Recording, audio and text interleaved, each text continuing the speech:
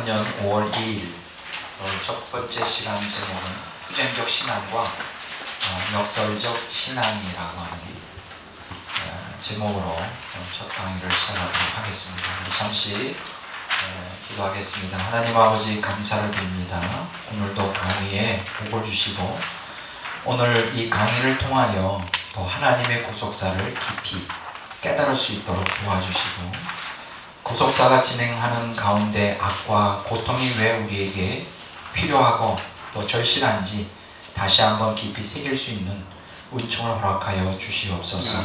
그리하여 더 하나님을 신뢰하며 더 믿음으로 말씀에 순종하면서 나아갈 수 있는 우리들로 삼아 주시옵소서. 감사하며 예수 그리스도 이름으로 기도를 드립니다. 자, 오늘 강의를 시작하겠습니다. 제 원본을 좀 빨리 좀 주시기 바랍니다. 오늘로서 이제 우리가 역사의 진행이라고 하는 제목을 이제 마치려고 합니다. 그래서 오늘은 사실은 그동안 강의한 모든 것들의 이제 하이라이트가 되겠고 또 요약과 정리가 되겠습니다. 그래서 오늘 강의를 잘 들으시고 여러분들이 이 강의 내용을 잘 정리하시기를 바랍니다. 우리가 구속사를 우리가 이성으로 사실은 온전히 이해하는 것은 불가능하지만 그러나 하나님께서 계시해 주신 만큼 우리는 이해하려고 합니다. 특별히 오늘 강의에 이제 구속사의 그 신비, 구속사가 신비 가운데 오묘하게 이루어지잖아요. 인간의 논리와 이성을 초월합니다. 그래서 우리에게 믿음이 필요한 것이죠. 그래서 우리가 환경을 의지하기보다 하나님의 말씀에 의지하여 또 믿음으로 행하는 신앙이 필요한 것입니다. 오늘 특별히 이제 추가적으로 오늘 본문 강의에서 이제 구속사역과 그 모범을 보이신 예수 그리스도. 그러니까 참 우리가 구속사역에 있어 주체는 예수님이시잖아요. 예수님인데 예수님이 어떻게 이 구속사역의 진행 과정에서 악과 고통의 그 현존에 어떻게 신앙으로 반응하셨고 우리에게 모범을 보이셨는가 아주 중요한 것이죠. 그래서 이러한 그 내용을 중심으로 강의를 진행하도록 하겠습니다. 우리가 지난주에 지지난주에도 계속 말씀을 나눴지만 그 하나님의 속성에 대해서 우리가 정확하게 아는 것이 중요합니다. 자, 하나님의 신적 속성, 그렇죠? 하나님의 그 신적 속성이 무엇인지 이제 가장 사실은 우리가 신앙의 대상이 하나님이잖아요. 우리가 믿음의 대상이 하나님인데 그 하나님, 우리가 믿는 그 하나님이 어떠한 분인가에 대한 정확한 지식이 없으면 사실 우리의 신앙은 사실은 기초가 없는 신앙이 될 수밖에 없죠. 우리가 다른 그 헬라의 신관이나 혹은 그 동양의 신관, 계몽주의의 신관, 이게 다 화석화된 신관이죠.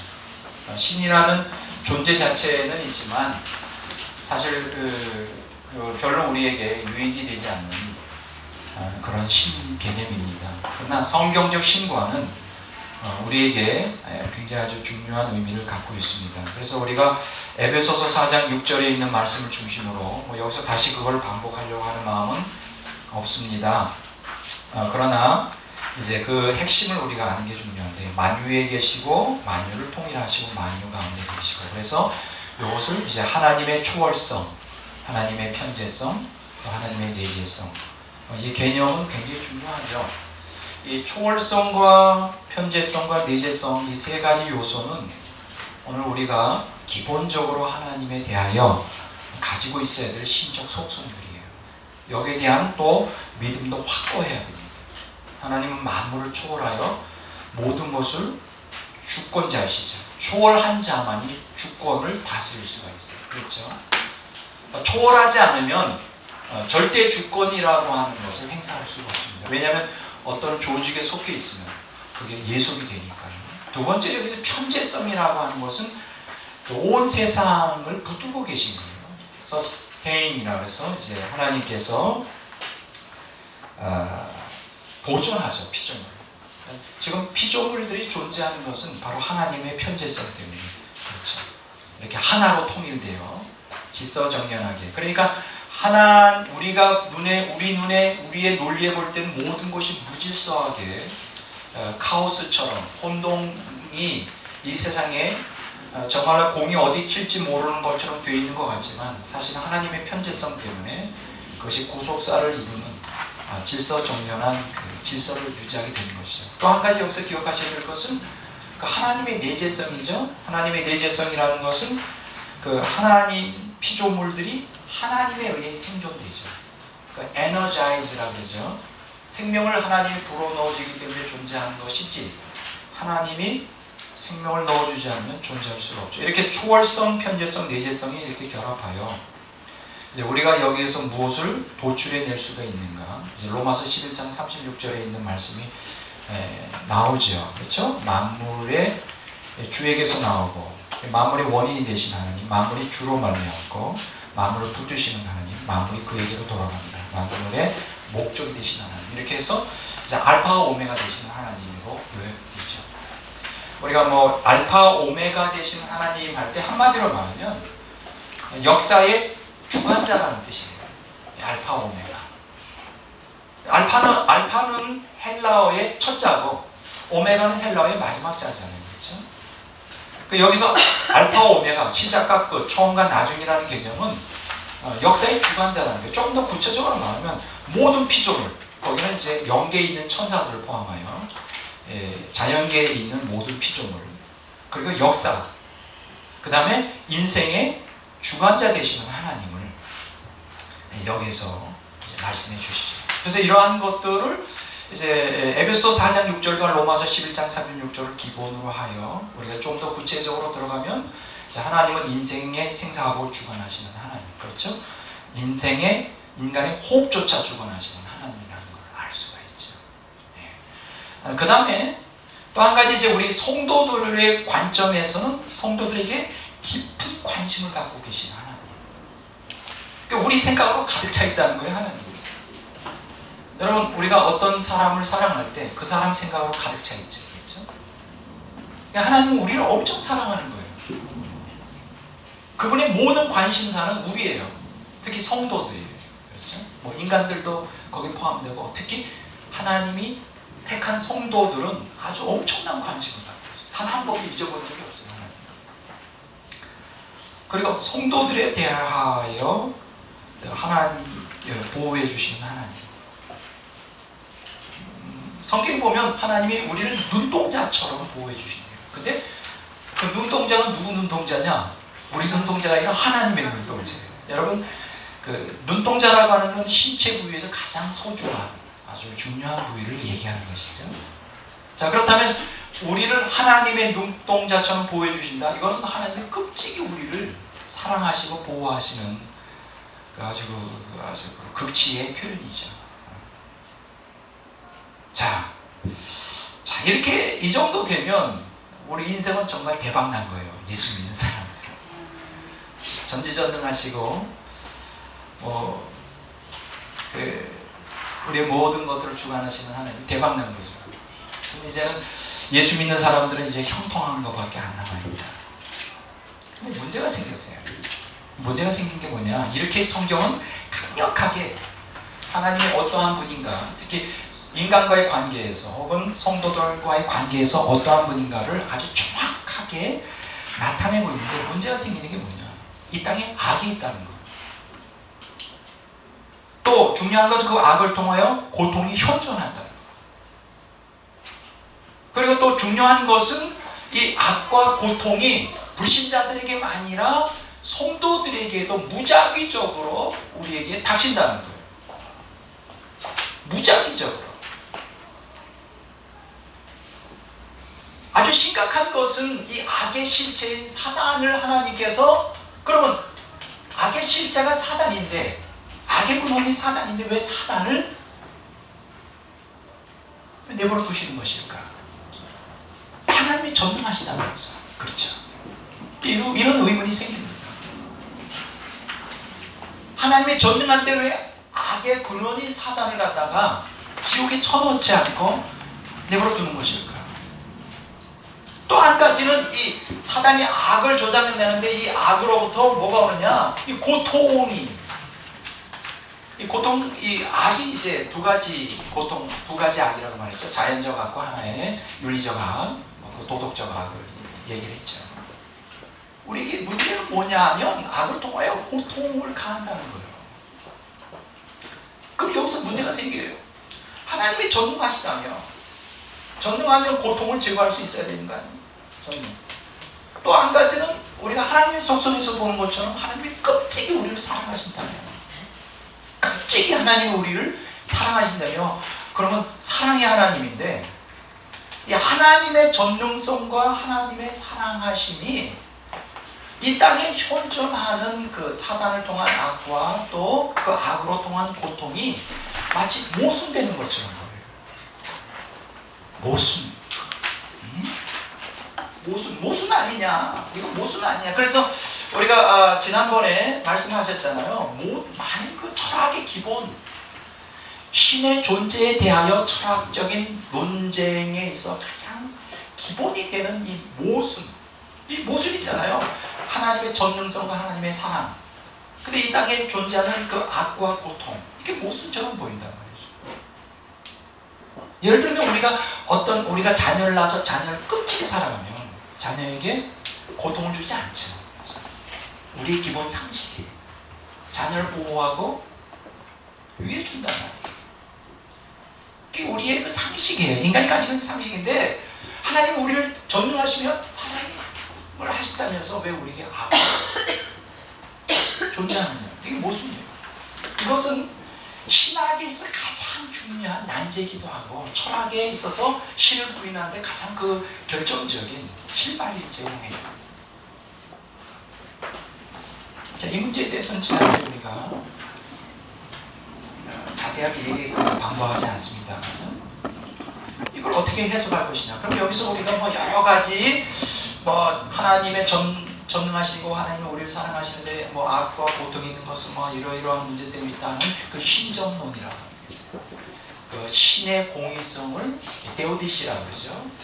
이제 신의 공의성을 갖다가 변호해 주려고 하는 신정론. 그러면서 이제 여기에서 여러 가지 이론이 있다고 그랬죠.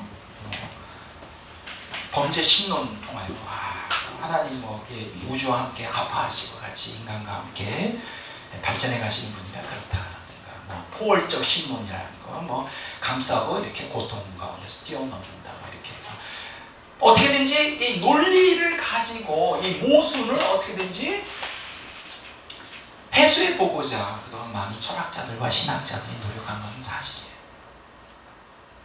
이것은 다 이러한 그 논리적인 이성적인 이러한 합리와의 이 모순, 인간의 이성을 해석할 수 있는 이 모순은 지금 해결이 안 된 상태입니다.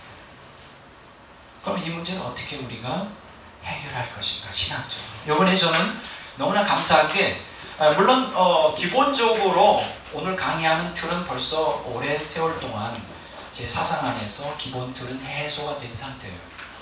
그러나 그동안 근본적으로 이 문제에 대하여, 이 질문에 대한 문제에 대하여 근본적인 해소가 안 된 상태에 있다가 이번에 역사의 진행이라고 하는 제목으로 강의가 되고 그 주변에 그 여러 책들을 독서하고 또 하나님이 주시는 은혜로 말미암아 이번에 많이 해소가 됐어요. 거의 이론적으로는 100% 해소가 됐습니다. 이론적으로. 제가 왜 이론적으로 100% 해소가 됐다느냐? 제 경험상으로 이게 100% 아직 신앙 성숙이 덜 돼서 제가 영적으로 깊이 성숙하면 이제 이게 확실하게 100% 제 영적 체험에서 말할 수 있는데 이론적으로는 100% 정립이 됐어요. 앞으로 더 깊이 진보해 나가야죠. 왜냐하면 지금도 황당한 그 고난이 오면 더 올라오거든요. 이게 안 올라와야 돼요.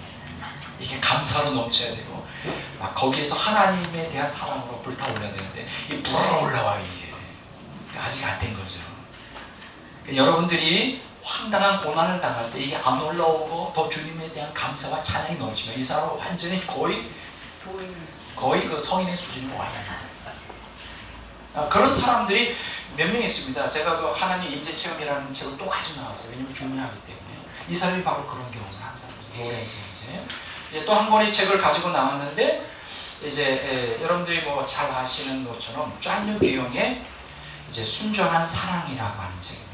그래서 제가 여러분들에게 꼭 사서 구입해 보시도록 촉구를 드립니다. 두란노에서 나왔는데 쟈뉴 기용의 순전한 사랑. 이것은 쟈뉴 기용의 자서전이에요.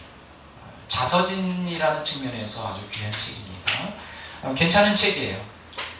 이 책에도 보면 그 로렌스 형제와 동일한 경험을 고백하고 있어요. 고통 가운데 그 하나님, 고통에 감추어진 하나님의 섭리와 의도를 정확하게 간파하고 있어요. 그러니까 2000년 기독교 역사 속에 영적으로 깊이 성숙한 사람들은 우리에게 이렇게 그 모순처럼 보이는 그 하나님의 전능하심과 사랑, 거기에 왜 모순처럼 보이는 아까 고통의 문제를 아주 철저하게, 논리만이 아니라 철저하게 영적으로 깊이 그것의 실체를 파악하고 있는 분들이에요.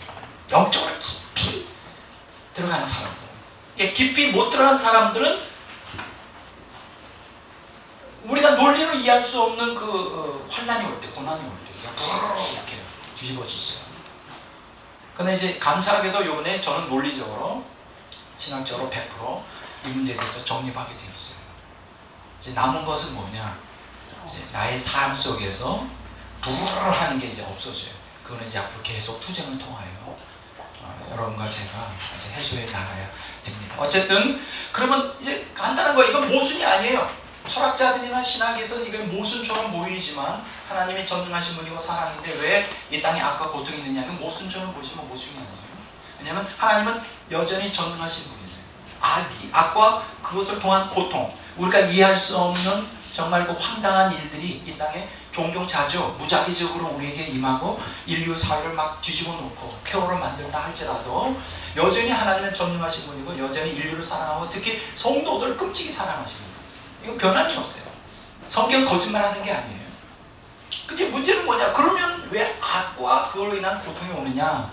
그것은 뭐냐? 이걸 우리가 뭐라고 말하느냐? 하나님의 허용적 의지라 이렇게 말씀드렸습니다. 하나님께서 구속사를 위해서 허용하신 거예요. 능력이 없어 허용한 게 아니라 다른 말로 말하면 왜 허용했을까? 구속사의 기초, 구속사의 본질이 이 악을 통한 악에 의한 고통이 구속사를 진행하고 성취시키는데 중요한 도구가 된다는 거예요. 그렇다고 여러분들이 오해해서는 안 돼요. 악 자체가 선하다든가 고통 자체가 선한 건 아니에요. 악은 하나님과 정반대의 속성을 가지고 있죠. 하나님은 악을 원하지 않으세요. 또 악을 통한 고통을 인간이 겪는 걸 원래 하나님의 본심을 원하지 않으세요. 그러나 여기서 중요한 것은 하나님의 구속사에 있어서 구속사를 성취하는데 하나님의 속성과는 반대인 악과 하나님을 원하지 않는 이 고통을 통하여 이걸 도구로 하여 구속사를 진행한다는 것입니다. 이건 굉장히 뚜렷한 거예요. 이건 너무나 중요한 거예요. 이것은 제가 얘기했다기보다 하나님의 뜻이라고 하는, 제가 또 가지고 나왔죠. 이게 지금 벌써 몇 주째 지금 계속 나오는데 제랄드 L. 시처라고 하는 사람이 아주 유명한 책이죠. 이거 꼭 여러분들이 좀 읽어보셔야 됩니다. 정말 괜찮은 책이에요. 하나님의 뜻. 여기에서 191쪽에서 197쪽에 보면 그분이 이런 얘기를 했어요. 하나님은 고난을 통해 구속을 이루신다. 이것이 하나님은 고난을 통하여 구속을 이루신다. 이렇게 말씀을 하셨어요. 말씀을 했어요. 그리고 그것이 기독교 신학의 기초다. 놀랍습니다. 고난을 통하여 뭘 이루신다고요? 구속을 이루는데 그것이 기독교 신학의 기초라는 거예요. 기독교 신학의 기초예요. 하기야 영성신학에서 가장 중요하게 다루어지는 그 주제가 뭐냐? 고통이라는 거지. 고난. 영성신학에서 고난이 가장 중요하게 다뤄져요. 근데 여기서 말하는 고난은 그리스도의 고난만이 아니라 성도들이 성화되는 과정 가운데서 겪는 고난을 집중적으로 다뤄요. 이게 바로 개신교 신학하고 좀 차이가 나는 거예요. 마틴 루터는 십자가의 신학, 십자가 신학을 주장했고, 개신교가 예수님의 십자가의 고난을 우리가 그 기독교 신앙의 가장 기초적인 요소로 잡고 있지만, 여기에서 교부들 신앙하고 확실하게 차이가 나는 것은 교부들은 그리스도의 고난과 더불어 그 고난에 동참하는, 그렇죠, 그리스도의 고난에 참여하는 그러한 실제적인 그 고난의 그 중요성을 강조한 반면, 개신교 신학은 예수 그리스도의 고난을 강조하면서도 중요한 것은 우리의 고난, 구속사를 이루는데 우리가 직접 당하는 고난에 대해서는 당할 필요가 없다고 얘기를 합니다. 그러니까 다른 말로 말하면 친히 예수님의 2000년 전에 그 십자가의 고통을 통한 우리가 죄인이며 의롭다함을 받는다는 걸 강조하고, 실제적으로 그것이 우리에게 신앙생활에 적용하여 성화 과정에서 우리가 그리스도의 고난에 참여해야 된다는 아주 중요한 교부들의 사상을 사실은 루터의 십자가 신학에서는 견고하고 있는 거예요. 그게 차이가 나요. 여러분, 제가 오늘 책을 안 가지고 나왔지만 고통과 악이라고 하는 제목의 존 헤이글이 쓴 책에 보면 이런 얘기가 나옵니다. 히브리 성서는 찬양의 노래만큼이나 아픔의 통곡으로 가득 차 있다. 여러분, 찬양의 노래는 어디서 나오는 것일까요? 하나님의 신적 속성, 전능하시고 우리를 사랑하시고 깊은 관심을 가지시고 우리를 보호하시는 그러한 그 측면에 그것을 통하여 찬양의 노래가 나오죠. 하나님의 구원하심이. 그렇죠? 근데 중요한 것은 존 헤이글이 뭐라고 얘기하느냐, 히브리 성서는 찬양의 노래만큼이나 아픔의 통곡으로 가득 차 있다. 아픔의 통곡. 참 이 표현이요 너무 멋있어요. 따라서 합시다. 아픔의 통곡. 아픔의 통곡. 아픈 거 그냥 아픈 게 아니라 통곡이다. 통곡. 얼마나 아팠어. 근데 여러분들이, 우리가 기독교인들이 우리가 각성하고 깨어야 될 부분이 뭐냐, 성경을 우리가 자꾸 믿음하면 우리가 우리의 욕구로 충족시키는 측면으로만 자꾸만, 제가 지난번에 얘기했죠, 하나님의 구속사를 바라보는 관점과 인간들이 구속사를 바라보는 관점, 관심이 좀 다르다. 하나님은 거룩을 통하여 생명을 불어넣어주고 그 생명을 통하여 하나님과 합일되는 것이 하나님의 구속사, 창조와 구속 경륜의 전부예요. 사실 인간을 창조한 것은 창세기 1장 26절에 하나님의 형상대로 지음받았다 그랬잖아요. 그러면 하나님의 형상이라는 게 뭐예요? 핵심은 보면 하나님의 생명을 담는 그릇이에요. 그 창조 목적은 하나님의 생명을 담아주기 위해서 창조하신 것이고, 구속의 목적 역시 이 땅에서 우리가 예수 믿어서 행복하고 성공적인 삶을 사는 게 궁극적인 목적이 아니라 생명을 담아주는 것이 목적이에요. 거룩을 통하여 생명을 왜 생명을 담아주느냐? 그래야만 하나님과 하나가 되거든요. 우리 기독교인들은 그냥 예수 믿어서 이 땅에서 행복하고 번성하고 그리고 죽은 다음에 그냥 천국 들어가서 좋은 환경에서, 자꾸 우리는 외적인 환경에 관심이 많아요. 천국집이 얼마나 화려한가, 내가 쓸 멸관이 얼마나 별이 몇 개 달렸는가, 거기에 관심이 많아요. 사실은 천국에서 누릴 그 복락에 대해서만 관심이 많은데, 사실은 천국 들어가서 우리 그리스도인들이 추구해야 될 것은 하나님의 생명이에요. 그러니까 여러분들이 이렇게 생각하시면 됩니다. 천국 환경을 통해 누릴 그 복락에 관심 갖지 말고, 천국에 들어가서 하나님, 내가 그렇게 사모하던, 내가 그렇게 갈망하고 사랑하던 하나님과 하나가 되는 것이 천국 들어가는 목적이어야 돼요. 천국 들어가면 이제 그런 간증이 많잖아요. 천국 간증들이 보면 어떤 사람 집은 이 땅에서 주를 위해서 헌신을 많이 해가지고 시청만큼 집이 크다는 게 시청. 그래서 크면 좋겠죠. 시청만큼 크고 하루 종일 자기 집을 돌아다니도 다 다닐 수 없죠. 그러니까 우리 안에는 이런 욕구가 있는 거야. 우리 특히 한국 사람들은 이 집에 대한 이 굉장히 욕구가 강해요. 나는 좀 그걸 좀 연구해보고 싶어요. 학문적으로. 왜 한국 사람들은 미국만 가면 집을 그렇게 살려고 하는 거예요. 미국 사람들은 집 사는 거 관심이 많잖아요. 한국 사람들. 우리는 제일 먼저 하는 게 뭐냐? 집 사는 거죠. 근데 그 집이 다 제 돈을 주고 산 거냐? 다 빚이. 융자받아서 다 빚어주는 거예요. 근데 너무 행복해. 근데 그 집에서 사느냐? 별 보고 나와야 돼. 그 돈을 갚기. 그 들어갈 때는 별 보고 들어가는 거예요. 집에서 있는 시간 몇 시간 없어. 나는 좀 연구를 좀 하고 싶어요. 우리 한국 역사를 공부해서 왜 한국 사람들이 그렇게 집에 대해서. 그러니까 이제 천국 간증을 듣더라도 천국 들어가서 하나님을 만나고 하나님의 생명을 충만하고 그 교제 가운데 나의 창조의 궁극적인 구속의 궁극적인 목적이 이루었다 뭐 그런 내용이 아니라 막 집이 그냥 시체만큼 크다 뭐 엄청 의리의리하다 뭐 그거 나쁠 건 없는데 거기 다 우리 아마 우리 그 천국 들어가는 그 성도들도 문화에 따라 관심도가 다른가 봐요. 우리 한국 사람들이 천국에 여행하면 탐방하면 제일 먼저 집이 크려 우스갯소리가 이제 아픔의 통곡.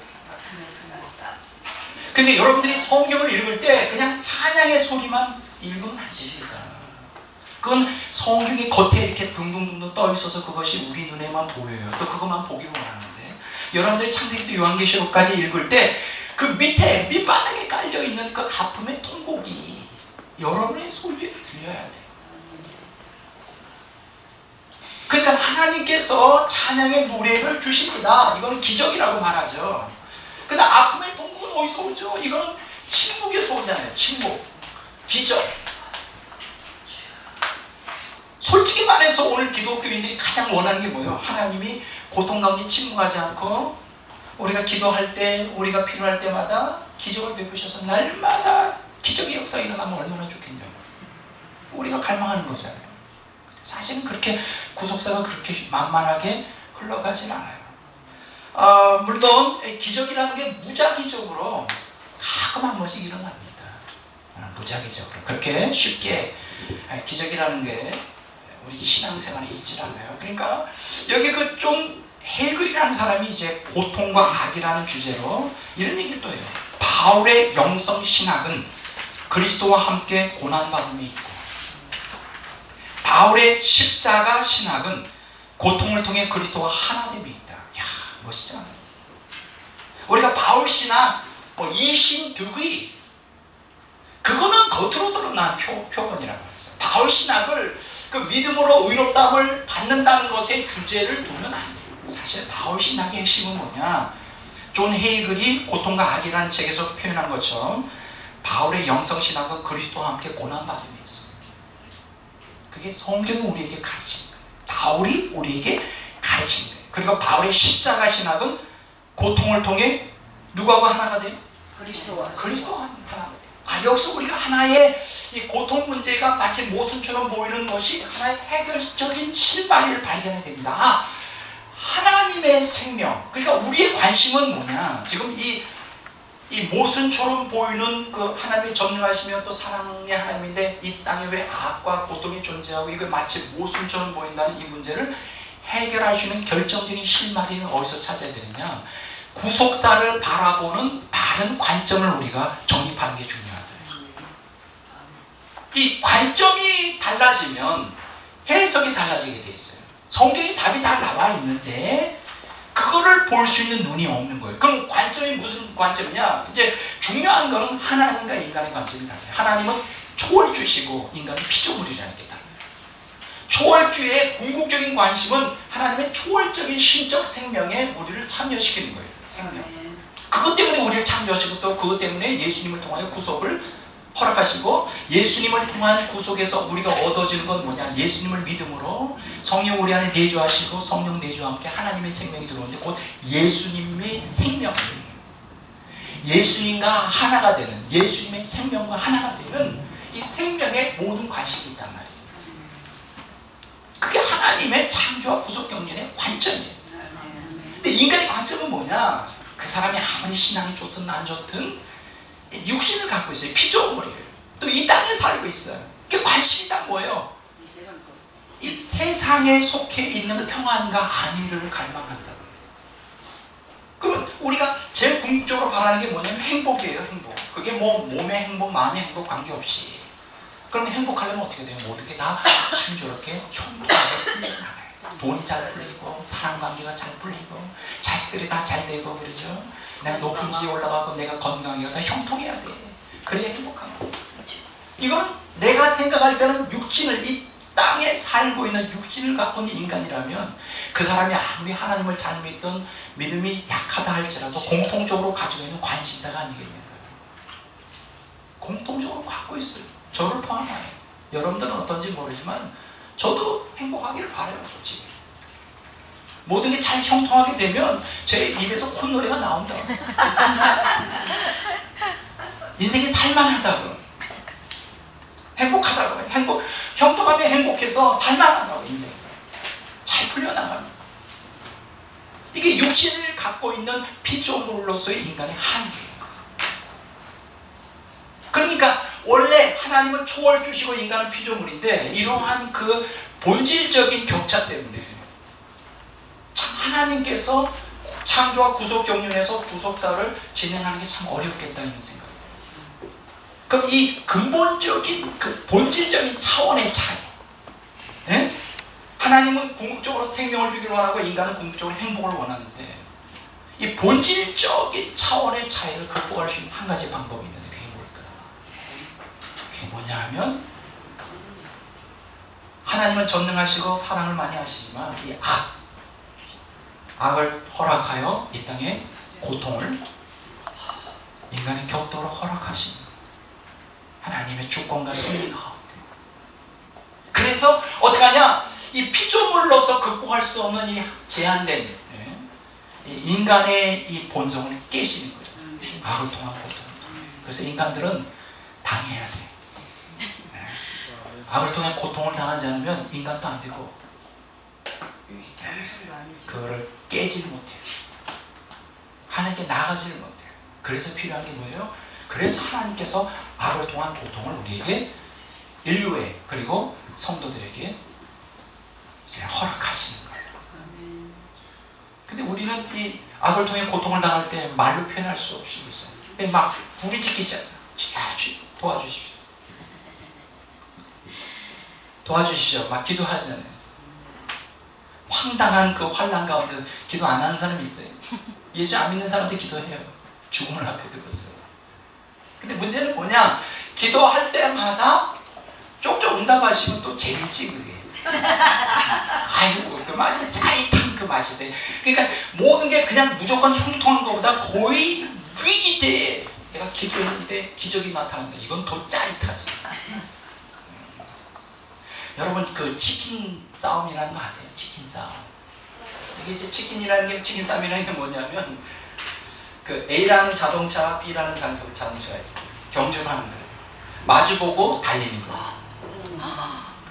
그대로 끝까지 가면 어떻게 될까요?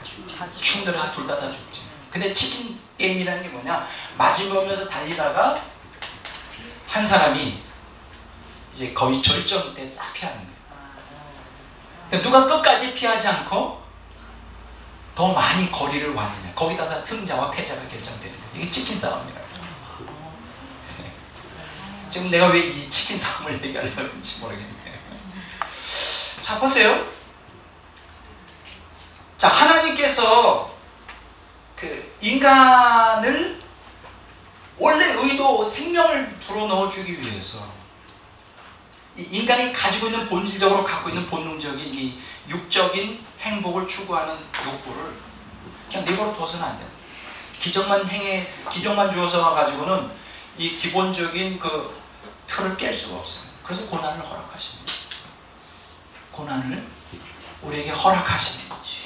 이 의도를 알아야 돼요. 그래서 구속사는 반드시 고난을 통하여 이루어지는 거예요. 이게 바로 기독교 신학의 기초인 거예요. 이 제랄드 실처의 하나님의 뜻이라는 책에 보면 그렇게 나와 있어요. 저는 거기에 전적으로 동의합니다. 그래서 이제는 그동안 교부들 신앙에서는 고난, 고통이 주제였지만 이제 성도들이 성화를 위하여 겪는 고난의 아주 그 교부들 사상, 그 영성신학의 주제였는데 이제 기독교, 우리 개신교들도 그것이 주제가 되어야 돼요. 그동안 우리는 예수님이 고난당하시면 우리는 고난당할 필요가 없다고 배웠고 가르쳤어요. 이건 너무나 잘못된 거예요. 그렇게 가지고 성화가 이루어지지도 않고 구속사가 이루어지지 않고 교회는 그냥 난장판으로 된 거예요. 자기 탐욕과 욕망이 가득 찬 신자들로 오만하고 교만하고 옛사람으로 가득 찬 그 신자들만 양성하여 목회자들은 더욱 갈수록 목회하기 어렵고 교인들은 교인들대로 엉망진창이 되고 이거 잘못 가르치는 거예요. 이제 다시 우리는 교우들을 영성신학을 본받아서 예수님의 고난만이 아니라 우리가 거기에 참여함으로 그리스도와 함께 고난당하는 영성신학, 바울의 영성신학, 또 고통을 통해 그리스도와 하나됨을 주장하는 바울의 십자가 신학을 다시 회복해야 돼. 이 신칭의만 가지고 안 되는 거예요. 아멘. 그걸 내가 부인하는 게 아니에요. 우리가 죄인이기 때문에 타락한 모성을 갖고 있기 때문에 하나님 앞에 일단 받아들임을 받아내려면 이 신칭의가 필요하지만 그만 가지고 안 된다는 거예요. 그거는 너무나 성경을 단편적으로 해석하는 거예요. 그건 껍데기만 가지고 해석하는 거예요. 우리가 지금 이러한 그 문제를 갖다가 극복을 해야 됩니다. 자, 악과 고통이 현존해요. 자, 그러니까 악과 고통이 이 땅에 무작위적으로 예측이 불가할 상황으로 언제 어떤 재앙이 떨어질지 아무도 아는 사람이 없어요. 저와 여러분을 포함하여 그렇죠. 아무도 자기의 앞으로 5분 후의 미래도 어떤 재앙이 쏟아질지 아무도 예측할 사람이 없어요. 그렇기 때문에 여러분 기억하십시오. 이 구속사, 이 창조와 구속 경륜의 창조 세계와 구속사가 진행되는 과정에서 영계와 자연 및 인간의 역사는 이 악과 그 고통의 현존 때문에 긴장과 갈등과 위기가 연속됩니다. 따라서 합시다. 긴장, 갈등, 위기. 왜 긴장? 서스펜스. 여러분 좋죠? 서스펜스. 긴장. 왜 긴장이 일어날까요? 왜 갈등 일어날까요? 왜 위기가 우리의 영계. 여러분 이 긴장과 갈등과 위기 이 개념은 이 자연계만 존재하는 게 아니에요. 영의 세계. 여러분 아십니까? 이 자연의 이 현상계에서도 이러한 긴장과 갈등과 위기가 끊임없이 그게 전쟁이든 자연재해이든 우리에게 다가오는 개인적인 불운이든 끊임없이 무작위적으로 우리에게 임하는데 이거는 영계에도 마찬가지예요. 여러분 기억하십시오. 이 땅에만 지금 그러한 악과 고통이 현존하는 게 아니라 사실은 그것의 본질은 다 영계에서 일어나고 영적 세계에 똑같은 상황. 이 악과 그것을 통한 고통을 통하여 현존이 이 영의 세계에서도 동일하게 구속사가 완성될 때까지는 어쩔 수가 없어요. 하나님께서는 그렇게 하도록 이제 허락을 하시는 거예요.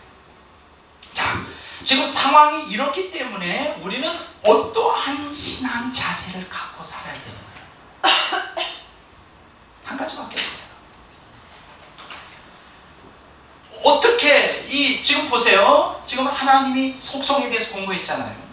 그럼 하나님은 전능하신 분이다. 하나님은 우리를 끔찍이 사랑한다. 그런데 우리에게 악을 허락하시고 또 고통, 그걸 통하여 고통이 무작위적으로 우리에게 일어나도록 허락하셨다. 그게 모순 아니냐? 모순 아니다.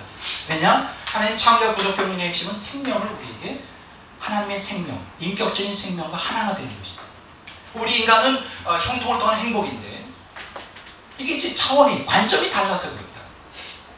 근데 여기서 중요한 것은 우리가 진정으로 형통하고 형통을 통하여 행복하려면 절대로 우리에게 악과 고통은 제거되어야 되죠. 그렇죠? 만약에 악과 고통을 통해 내가 형통하고 행복하다라고 말하는 건 정신병자든지 두 번째는 세디스트 간의 메조기스트예요.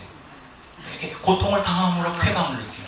매일 그 부인이 남편한테 얻어맞으면서 쾌감을. 반대로 말할 수 있어요. 매일 부인한테 남편이 얻어맞으면서 쾌감을 누르는 거. 이게 메조키스트거든요. 메조기즘. 그런 게 아니란 말이죠. 다시 말해서 하나님께서는 악 자체를 원하지 않고 고통 자체를 원하지 않아요. 이거는 죄로 말미암아 나온 건데 그걸 허락하신 이유가 뭐냐? 하나님의 생명을 불어넣어 주려면 이걸 도구로 쓰시는 것이다. 말씀드렸어요. 근데 지금 인간의 관점을 벗어나지 못하고 형통을 통한 행복을 주장한다면 이게 모순처럼 보이죠. 이 악과 고통은 우리에게서 제거돼야 돼요. 그렇죠? 모순이에요.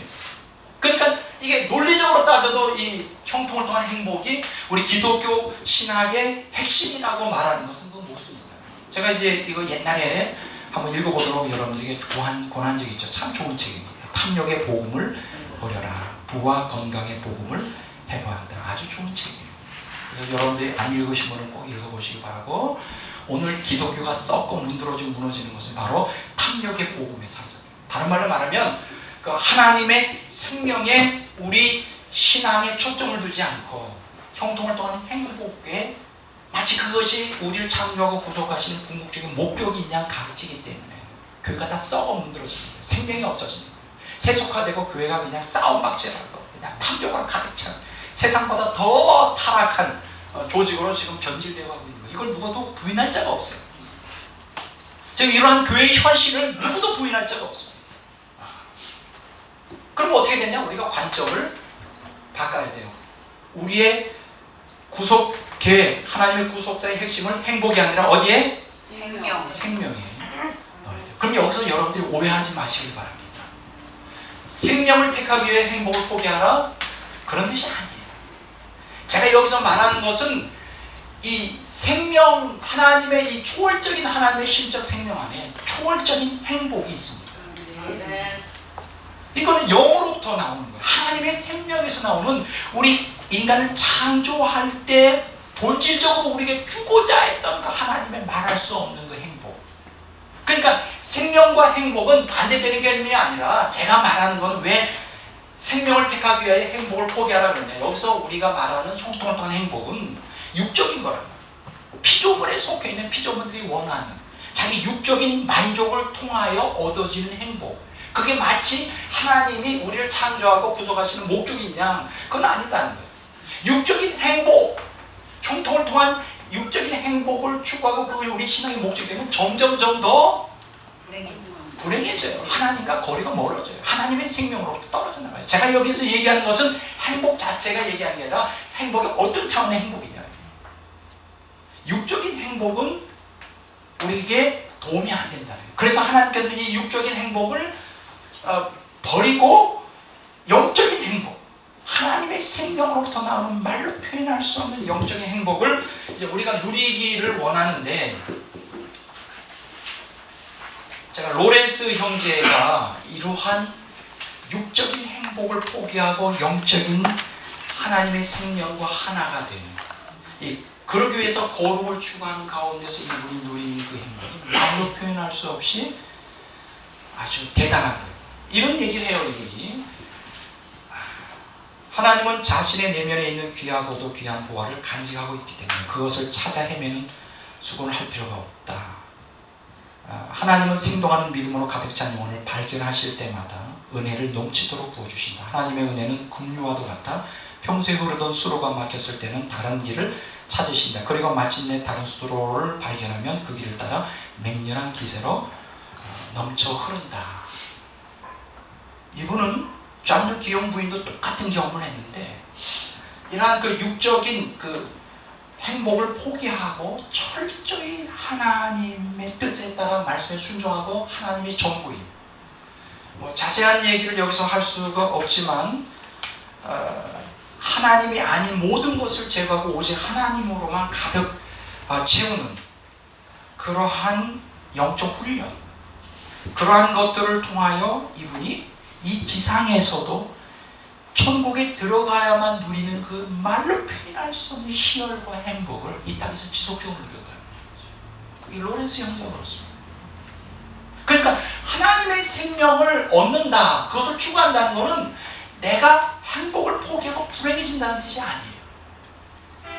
우리가 지금 피조물로서 누구나 다 제한적인 그 존재로서 우리가 추구하는 게 본능적으로 육적인 행복을 갖는 거예요. 그것 가지고는 하나님의 생명을 담을 수 없고, 하나님의 생명으로부터 오는 참된 행복, 말로 표현할 수 없는 그 희열과 행복을 누릴 수가 없다는 거예요.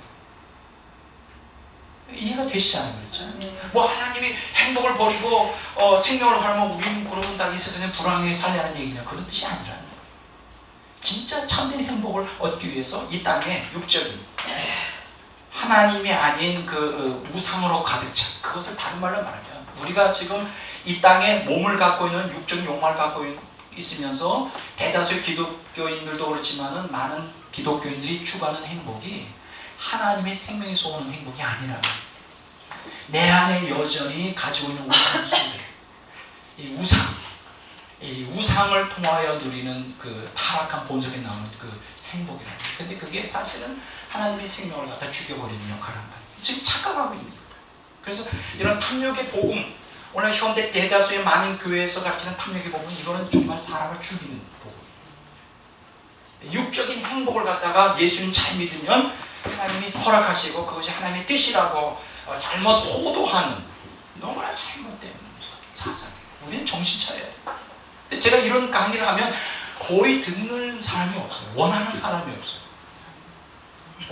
바르죠. 왜냐면 그들이 욕구가 그걸 원하지 않아요. 그들이 바라는 건 뭐냐? 당장 자기 육적인 육신에 속한 행복을 줄 수 있는 말씀을 원해요. 그렇게 목사가 그렇게 가르치길 원해요. 그러니까 관심이 없죠. 이런 말씀을 전하면 별로 좋아하지 않죠. 뭐 좋아하지 않아도 어떻게 할 수 없죠.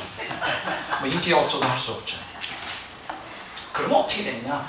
우리 안에 육적인 행복을 추구하는 마음과 또 하나님의 생명을 추구하는 마음이 두 가지가 그리스도인들 안에 있어요. 새 사람과 옛 사람이 있어요. 그럼 우리가 이런 상황 가운데, 이게 하나님께서 구속사를 진행하는데 만들어 놓은 세팅이에요. 그러니까 하나님이 전능하신 하나님과 우리를 사랑하시는 하나님이 있고, 또 악과 고통이, 그로 인한 고통이 또 이상이 서로 상존하고 있어요. 이런 긴장과 갈등과 위기 속에 처해 있는 게 인간의 실존이고 믿는 성도들의 실존이에요. 그럼 이런 상황 가운데서 우리가 취해야 될 자세가 무엇일까? 한 가지밖에 없어요. 한 가지밖에. 투쟁적 신앙을 가져요. 제가 얘기하는 그겁니다. 왜 오늘 제목이 구속사가 진행되는 투쟁적 신앙이라고 하는 타이틀을 걸었느냐? 이런 상황 가운데서 우리 안에는 그 육적인 행복을 추구하는 게 너무나 강해요. 근데 하나님은 이 하나님의 신적 생명을 우리에게 주셔서 진정한 행복으로 인도하기 원하는데 이게 이제 정면으로 충돌한다는 거죠. 그럼 이런 상황 가운데서 우리가 취할 수 있는 방법은 한 가지밖에 없다. 그냥 예수님 믿습니다. 2000년 전에 우리를 위해 피 흘려 죽으신 예수님의 속죄 피를 믿습니다. 그 수준 가지고는 이 우리 안에 행복을 추구하는 그 옛사람의 강한 욕망을 이길 수가 없어요. 밀어낼 수가 없어요. 여러분 기억하십시오. 여러분 예수님 믿는 우리들 정말 각성해야 돼요. 예수를 믿는다는 거, 내 구주를 믿는다는 거. 그래서 나는 여전히 타락한 본성을 갖고 있지만 예수님 피 때문에 내 죄가 덮여졌다는 거. 그리고 그것 때문에 나는 천국 간다는 거. 그게 신앙의 전부가 아니에요. 그게 전부라고 착각하면 반드시 그 사람은 신앙에 실패하게 돼 있어요. 여러분 우리가 처한 상황이 얼마나 심각하냐? 하나님은 전지전능하시고 능력이 많으시고 우리를 사랑하시지만 하나님께서 우리에게 생명을 주는 것은 단지 수동적인 신앙, 취미에 머무는 신앙만 가지고는 하나님의 생명이 우리 안에 들어가는 게 거의 힘들어요.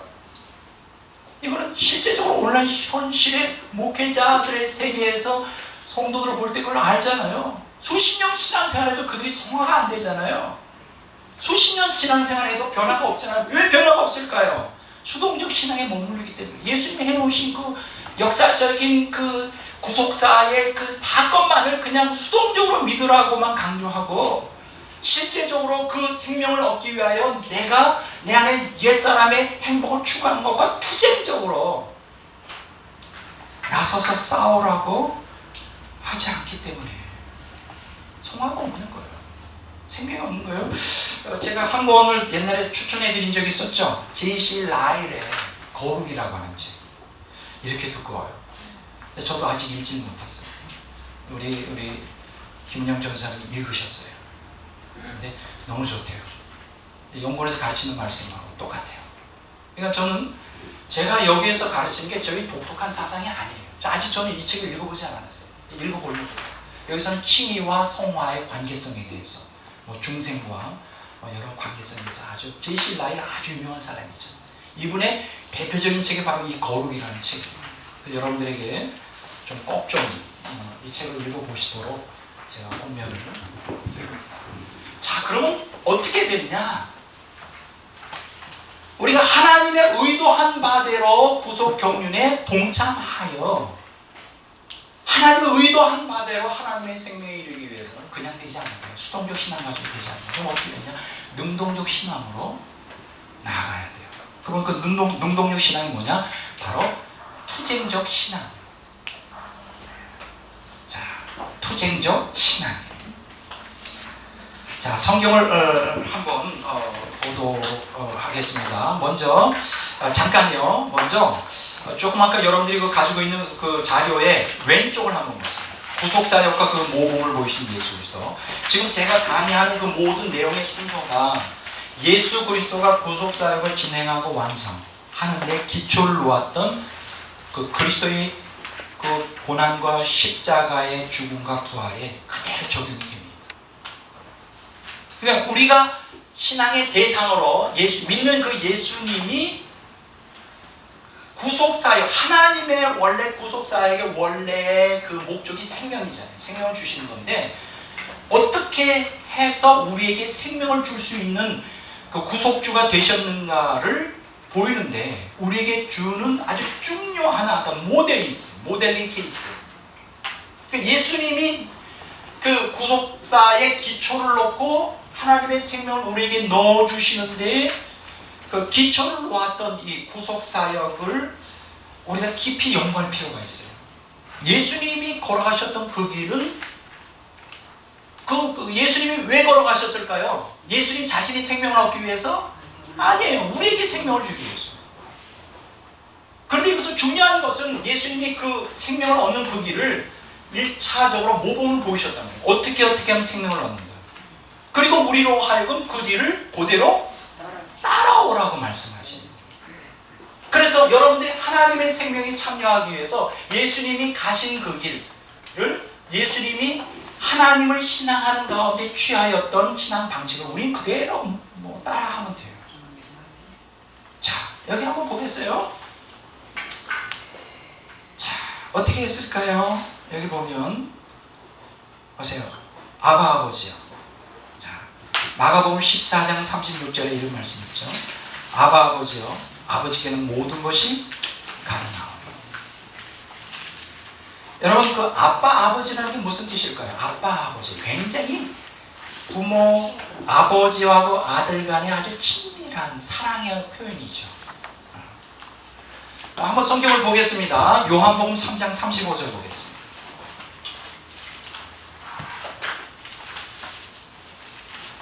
자, 다 같이 읽어보겠습니다. 아버지께서 아들을 사랑하사 만물을 다 그의 손에 주셨습니다. 이 아빠 아버지라고 하는 표현은 예수님을 극진히 사랑하는 아버지 하나님을 이렇게 나타내 보여줍니다. 여러분들이 마태, 마가, 누가, 요한복음의 사복음서에 보면 하나님께서 예수님을 얼마나 깊이 사랑하셨는지 그렇죠? 아실 수 있죠. 그 성경이 나오잖아요. 예수님이 세례 받으실 때 세례 요한에게 들려오잖아요. 이는 내 사랑하는 아들이다. 이는 내 사랑하는 아들. 그래서 아빠 아버지라는 표현은 하나님의 사랑, 예수님을 향한 하나님의 사랑을 나타냅니다. 두 번째, 여기 보면 아빠 아버지여 아버지께는 모든 것이 가능하오니, 여기서 모든 것이 가능하다는 건 뭐예요? 하나님의 전능성을 나타내죠. 하나님의 전능성.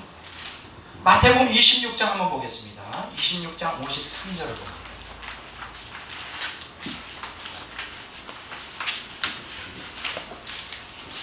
같이 읽어보겠습니다. 마태복음 26장 53절을 읽습니다. 너는 내가 내 아버지께 구하여 지금 12군단 더 되는 천사를 보내게 할 수 없는 줄로 아냐. 예수님께서 잡히셨을 때 이제 묶였죠. 그러니까 주변에 있는 사람들이 의아해 했을 거예요. 왜냐하면 예수님은 죽은 자도 살리고 기적을 많이 행하셨잖아요. 그래서 그 주변에 있는 사람들이 아마 호기심으로 바라봤을 거예요. 예수님이 혹은 그 기적을 행하지 않게 자기가 풀어져요. 마법을 통하여 어떻게 그 쇠사슬을 쫙 순식간에 마치 그 불에 탄 그 지푸라기처럼 쫙 풀고 나오면 한번 그때 내가 믿어봐야지 막 그런 사람도 있을 거예요. 근데 아무 역사가 일어나지 않았어요. 그러면서 예수님이 하시는 말씀이 내가 내 아버지께 구하여 지금 12군단 되는 더 되는 천사를 보낼 수 없는 줄로 아느냐. 여기서 한 군단이 뭐냐 6,000명으로 되어 있어요. 12군단이니까 72,000명이죠. 천사 72,000명이 동시에 동원되면 어떻게 될까요? 뭐 그거는 뭐 누구도 예수님께 손을 댈 수가 없는 것이죠. 이것은 무엇입니까? 하나님의 전능성을 얘기해요. 자, 그러면 고난당하시는, 그래서 십자가에 죽으시는 그것을 앞에 두고 계신 예수님의 하나님에 대한 신앙은 어떤 것이요? 하나님의 전능성과 하나님의 사랑을 둘 다 믿고 있었어요. 하나님이 전능하신 분이라는 것, 또 하나님이 극진히 예수님을 사랑한다고 하는 것을 믿고 있었어요. 그런데 그 앞에 뭐가 있어요? 고난이 앞에 있어요. 십자가. 그래서 예수님께서 마가복음 14장 33절에서 34절에 보면 이런 말씀하시죠. 심히 놀라시며 슬퍼하사 말씀하시되 내 마음이 심히 고민하여 죽게 되었습니다. 마가복음 14장 36절에 이 잔을 내게서 옮기시옵소서. 좀 아이러니하잖아요. 하나님의 전능성과 하나님의 사랑 그렇게 깊이 봤는데 왜 십자가의 고난을 당해야 돼요? 오늘 이거 똑같이 우리에게 적용이 되죠? 예수 믿는 사람은 하나님이 전능하시 때문에 하나님 우리를 끝까지 사랑하신다며. 근데 왜 악을 통하여 고통이 우리에게 무작위적으로 우리 삶에 난도질 하느냐? 그럼 하나님이 전능한 것도 아니고 하나님의 사랑도 아니지 않느냐? 아니죠. 예수님은 하나님의 전능성과 하나님의 사랑을 100% 의심한 적이 없었죠. 근데 십자가를 지셔야 돼요. 그것을 앞에 두고 너무나 예수님이 고통을 당하시는 거예요. 고민하시는 거예요. 왜 고민을 하실까? 왜 그럴까? 구속사를 성취하기 위해서. 마찬가지예요. 오늘 우리가 하나님이 전능하시고 우리를 사랑하시는데 우리의 악을 통한 고통인 것은 하나님의 능력이 없어서도 아니고 우리를 무관심해서도 아니고 그 악을 통한 고통, 악에 의한 고통을 통하여 뭘 이루기 위하신 거예요? 우리 안에서 구속을 이루시기 위해, 바로 그 생명을 주시기 위해서. 예수님이 고통당한 건 뭐예요? 예수님 자신이 생명을 얻기 위해서요? 아니에요. 우리에게 생명을 주기 위하여. 그러니까 놀라운 것은 예수님이 우리에게 생명 주시기 위하여 예수님은 먼저 앞서서 우리에게 먼저 가셨고, 두 번째로는 우리에게 모범을 보이시면서 너희들도 동일하게 내가 간 길대로 단지 내가 이룬 그 역사적인 사건만을 믿는다고 함으로 되는 게 아니라 내 뒤를 따라와라. 내가 간 길을 따라오라고 예수님 말씀을 촉구하고 계신 것이죠. 자, 그런 가운데서 자, 뭘 했어야만 됐을까요? 예수님은 알고 있었어요. 자기가 죽어야 된다는 거. 예수님은 알고 있었어요. 하나님이 전능하시고 하나님이 끔찍이 예수님을 사랑하면 자기는 죽어야 된다는 거. 속죄를 통하여 구속, 그리고 그 궁극적인 목적이 생명을 얻게 하기 위해서. 그러면 예수님이 이런 상황 가운데서 해야 될 것이 무엇이었습니까? 자신과의 투쟁을 해야 돼요. 그래서 그 십자가의 고통을 두려움에서 예수님도 인간의 육신을 갖고 있었기 때문에 고통당하는 게 두려운 것이에요. 그리고 고통 속에서 죽는다는 게 두려운 거예요. 그래서 어떻게 했어요? 예수님께서 그 마가복음 14장 36절에 보면 이런 말씀이 있죠. 이 잔을 내게서 옮기시옵소서. 예수님의 고통이에요. 이게 솔직한 신경이에요. 인간성을 갖고 있어요. 우리도 그렇잖아요.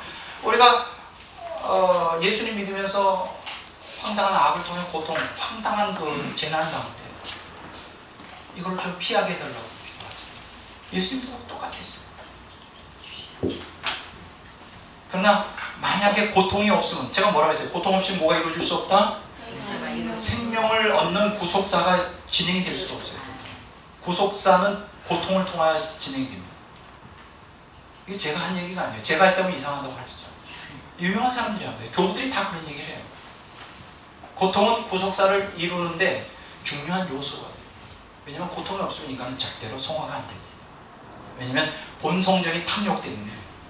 절대로 하나님이 우리에게 날마다 기적을 주시고 날마다 사랑만 표현해 주시면 우리가 잘 믿을 것 같아요?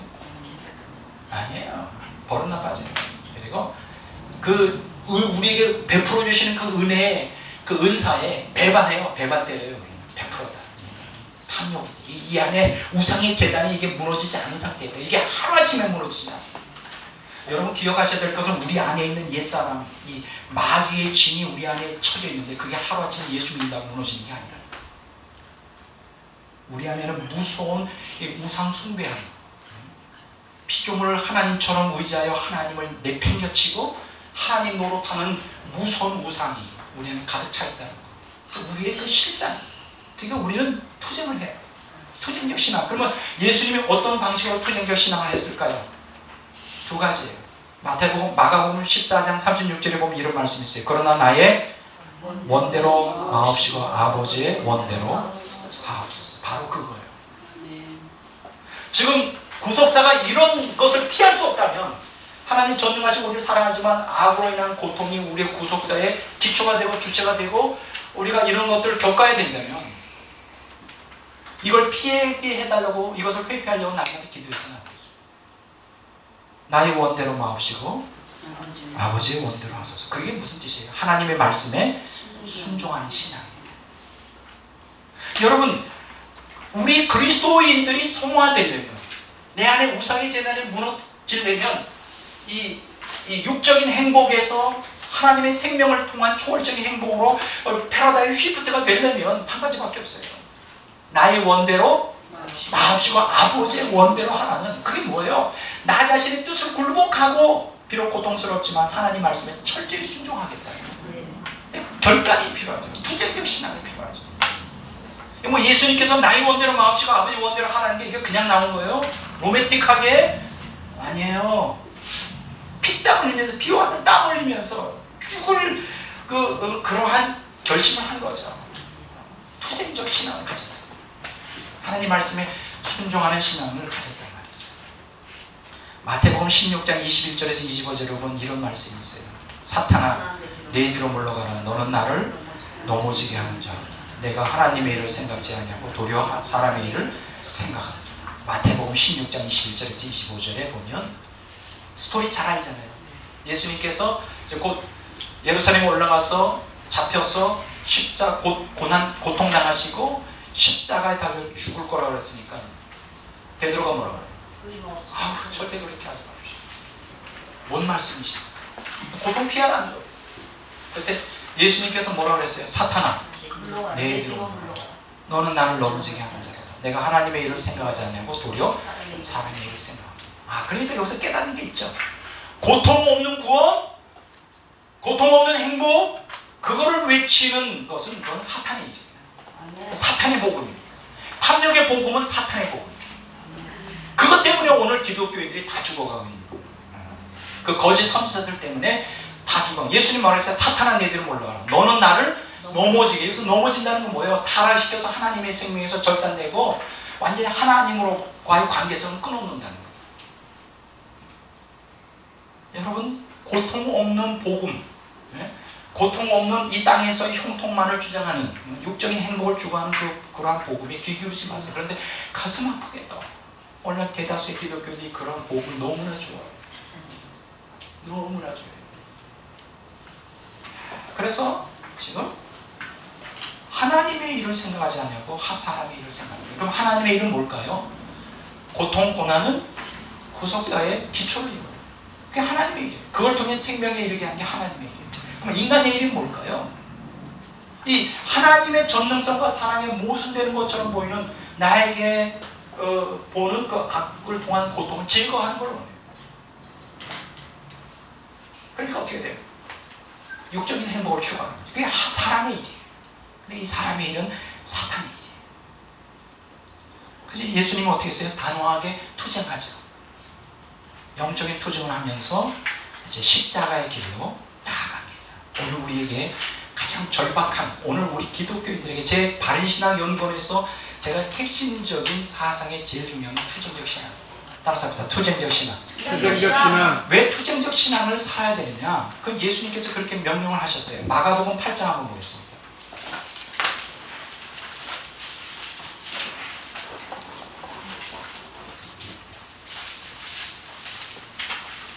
자, 마가복음 8장 31절에서 38절 우리 다 같이 읽겠습니다. 자, 빨리 읽겠어요. 시간이 없으니까.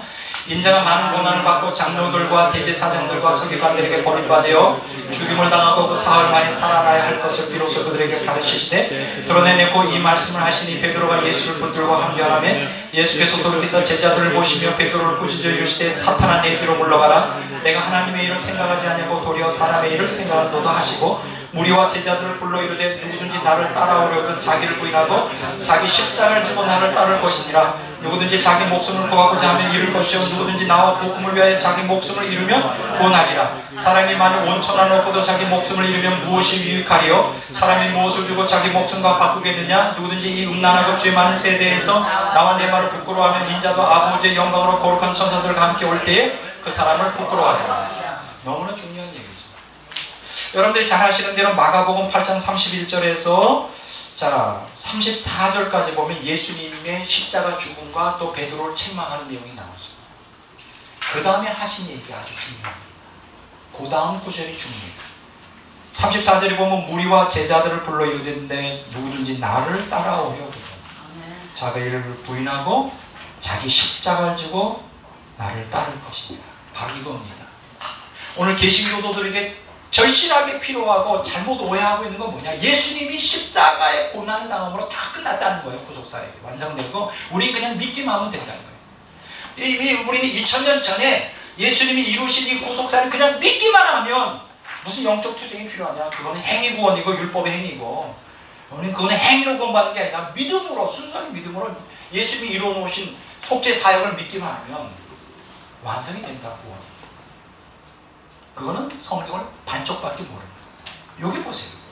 예수님은 그 다음에 뭐라고 그랬습니까? 그냥 믿기만 하라고 그랬어요? 아니에요. 34절에 무리와 제자들을 불러 이르되 누구든지 나를 따라오고 자기를 부인하고 자기 십자가를 지고 나를 쫓으라. 그게 뭐예요? 예수님이 생명을 우리에게 주기 위하여 고난의 길을 가셨어요. 죽음의 길.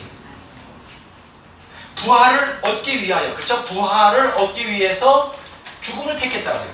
마찬가지로 우리가 새 생명 가운데 하나님의 생명 또 그걸 통하여 초월적 행복을 들어가려면 우리도 예수님이 가신 그 길을 따라가야 된다는 거예요.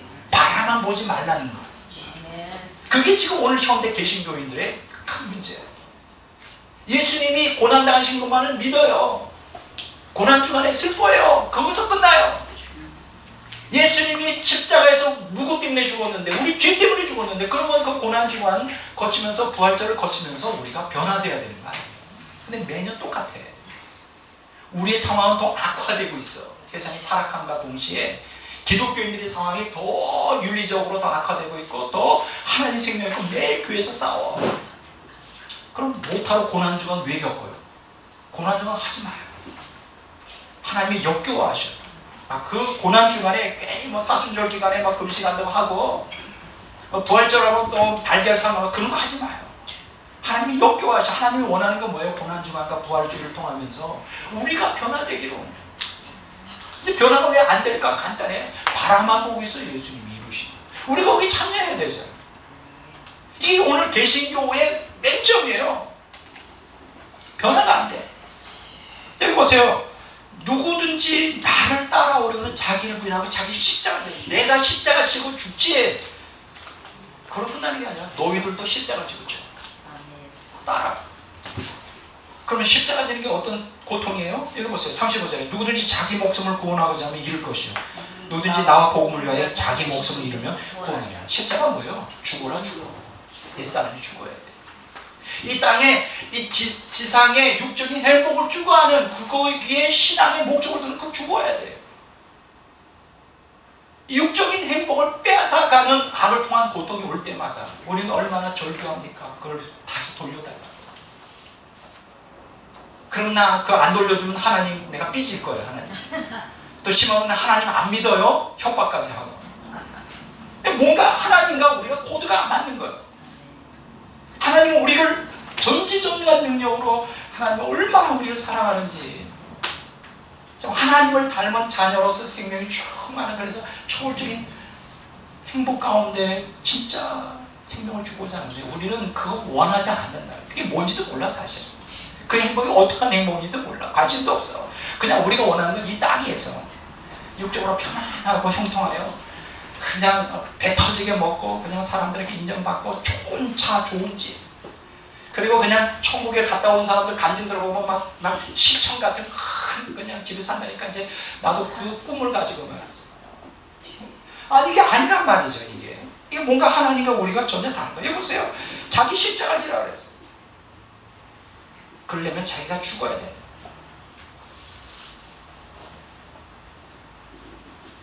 지금 오늘 우리가 중요한 것은 예수님이 가신 거는 우리가 가야 될 동일한 길이에요. 아멘. 히브리서 6장 한번 보세요. 7절에서 9절까지.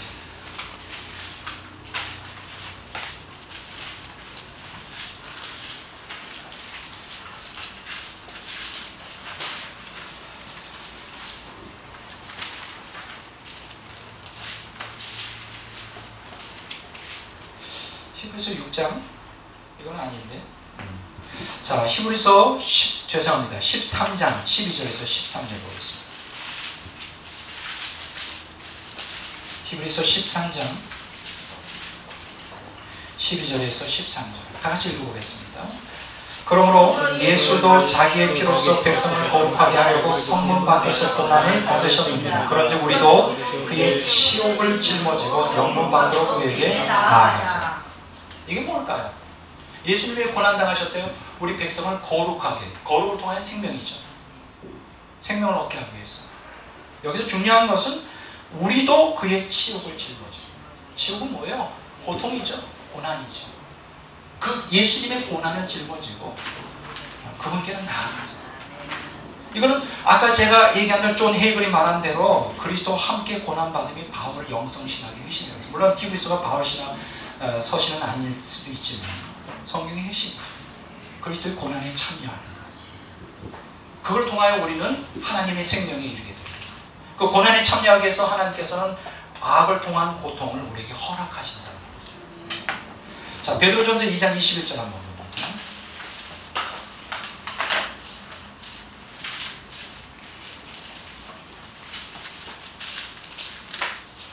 자, 다 같이 읽어보겠습니다.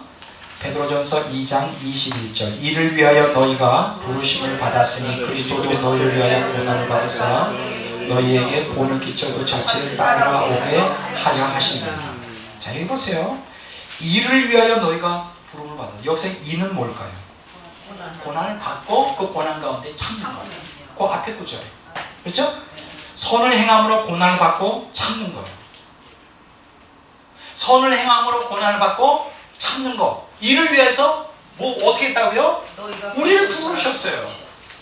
왜 불렀을까? 우리를 구원하기 위해서. 구원의 목적이 뭐예요? 생명을 주기 위해서. 그러니까 생명을 얻게 하기 위해 우리를 부르셨는데 생명을 얻으려면 어떻게 되느냐? 선을 행함으로 고난을 받고 그 가운데 인내하는 거예요. 그러면서 여기서 중요한 얘기를 합니다. 그리스도도 너희를 위하여 고난을 받으사 너희에게 본을 끼쳐 그 자취를 따라오게 하려 하셨다. 예수님의 그 속죄의 희생, 그 고난, 또 십자가에서 죽으심의 그 과정에서 겪은, 또 그거를 겪기 위하여 너무나 고통스럽지만 그것을 짊어져야 된다는 그 예수님의 영적 투쟁, 고난을 피하지 않고 그것을 아버지의 뜻 안에서 받아들이고 우리에게 생명을 주기 위하여서 그 길, 죽음의 길을 가신 그 고난의 투쟁은 우리에게 그대로 적용이 돼야 돼요. 본을? 그럼 여기서 말하는 본이 뭐예요? 고난을 받아서 너에게 본을 끼쳐 그 자체를 따르고 고난을 받는 삶. 모든 교부들 깊은 영성을 갖고 있는 성도들은 고난을 갈망했어요. 근데 저는 죽었다 깨어나도 그건 쉽지 않아요. 그 얘기 뭐냐? 나는 교부들처럼 그 수준에 이르지 못할 것 같아요. 여러분은 어떠세요? 이렇게 가만 계시네요. 고난을 환영하세요? 갈망하세요? 어떤 사람은 이런 교부들은 이런 얘기해요. 고난에 대하여 왜 하나님 나에게 이렇게 평탄하게 모든 게 다 형통하게 허락하셔요. 나 그거 싫어요. 나에게 고난 주셔. 하나님 나 버리셨어요? 이 사람들은 어떻게 생각하느냐? 고통이 없으면 하나님이 자기를 버렸다고 생각을 해요. 근데 그게 놀라운 게 뭐냐면 이 사람들은 고통을 통하여 하나님의 생명이 점점 그들을 장악하는 걸 경험하거든요. 근데 모든 환경이 형통하면 그 고통이 없잖아요. 고통이 없으면 하나님의 생명 그 안에 확장이 안 되잖아요.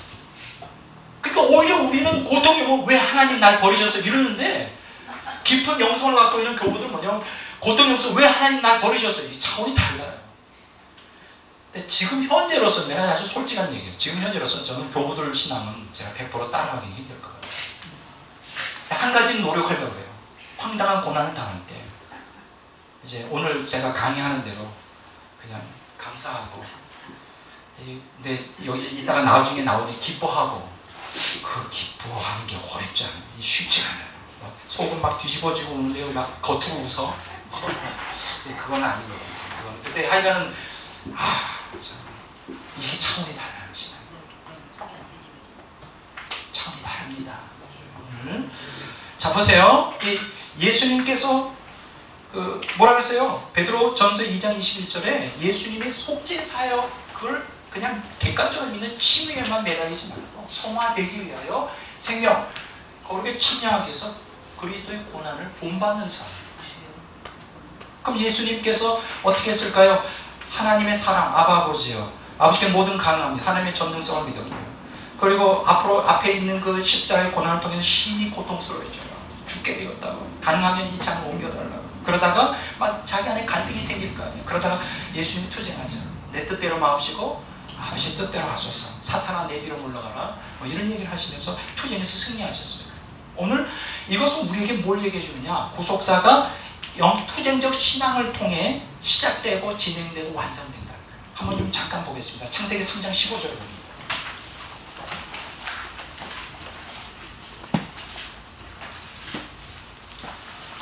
다 같이 한번 읽어보겠습니다. 창세기 3장 15절.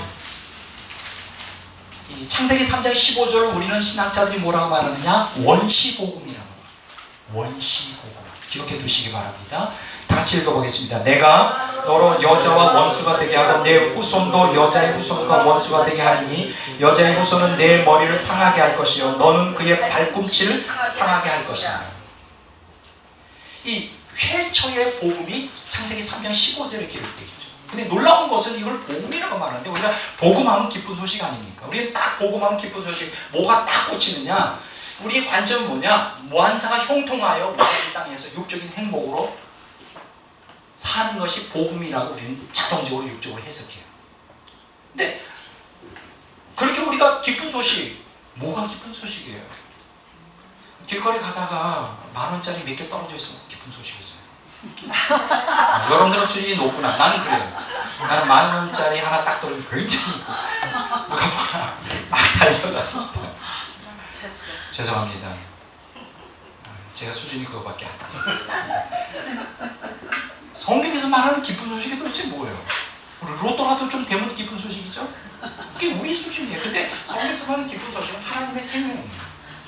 차원이 좀 너무 달라. 너무 어려워. 하나님의 생명. 기쁜 소식이에요. 근데 이 기쁜 소식인데 원시복음인데 이 하나님의 생명을 얻기 위해서 여기 보면 아주 무서운 얘기를 하고 있어요. 그냥 단순히 내가 구속주를 보내주겠다 그 얘기가 아니라 여기는 영적 투쟁을 얘기하고 있어요. 아니 애초부터. 여기 보면 내가 너로 여자와 원수가 되게 하라. 여기 여자는 누굴 얘기하느냐? 이제 요한계시록 12장에 보면 여자가 이제 이스라엘을 얘기하죠. 뭐 그렇게 이제 보통 신학자들이 얘기하죠. 이스라엘에서 누가 탄생합니까? 메시아가 탄생하죠. 예수 그리스도. 그 내 후손 뭐 누굽니까? 예수 그리스도. 내 후손도 여자의 후손. 이건 뭡니까? 원수 마귀를 따라가는 그 악한 세력들, 적그리스도의 영을 갖고 있는 자. 그리고 여기 또 한 가지 내 후손은 예수 그리스도를 상징하기도 하고 두 번째는 예수님을 믿는 또 예수님의 삶을 본받는 성도들을 의미하기도 해요. 성도들. 그 얘기 뭐냐? 그래서 원수가 되고 여자의 후손도 내 머리를 상하게 하고 너는 그의 발꿈치를 상하게 한다. 이게 무슨 뜻일까요? 창조 때부터 창조 타락 이후부터 구속사가 완성되는 마귀가 완성하여 창조 타락 이후에 마귀가 이 세상을 점령하기 시작했잖아요. 그리고 그 예수님이 재림하심으로 이제 마귀가 무조건에 이제 갇히게 되고 그 다음에 천년왕국 끝났을 때 지옥에 들어갈 때까지 영적 투쟁은 계속될 것이다. 그 영적 투쟁은 왜 생길까요? 악의 근원이 사단이 주는 고통, 이 세상에 계속 지속될 것이다. 그리고 그 고통을 통하여 이 영계와 자연 및 인간의 역사는 긴장과 갈등과 위기의 연속이 될 것이다. 그 가운데서 구속사는 진행된다. 그러면 이 가운데서 우리가 구속사에서 하나님의 생명을 얻기 위해서 해야 될 게 뭐냐? 한 가지밖에 없어요. 투쟁적 신앙을 갖는 것. 그게 마태복음 10장 한번 보겠습니다. 34절에서 39절.